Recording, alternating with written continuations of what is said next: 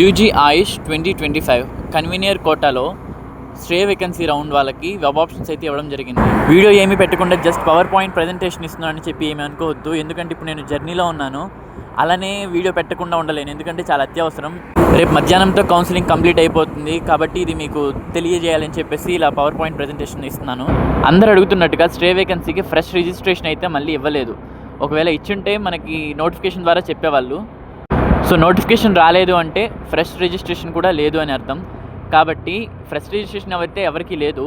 So ఎవరైతే already ముందుగా registration చేసుకున్నారో ఆ రిజిస్ట్రేషన్ చేసుకున్న వాళ్ళకి మాత్రమే ఇప్పుడు స్టే వేకెన్సీకి ఎలిజిబుల్.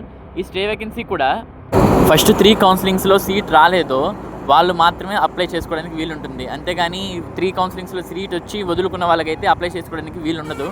సో ఇదొకటి చూసుకోవాలి. అన్ని కాలేజెస్లోకి కాదు, కొన్ని కాలేజెస్లోకి మాత్రమే స్టే వేకెన్సీ రౌండ్లో వెళ్ళగలం. ఆ కాలేజెస్ మీకు పైన లిస్ట్ కనబడుతుంది కదా, టోటల్గా 92.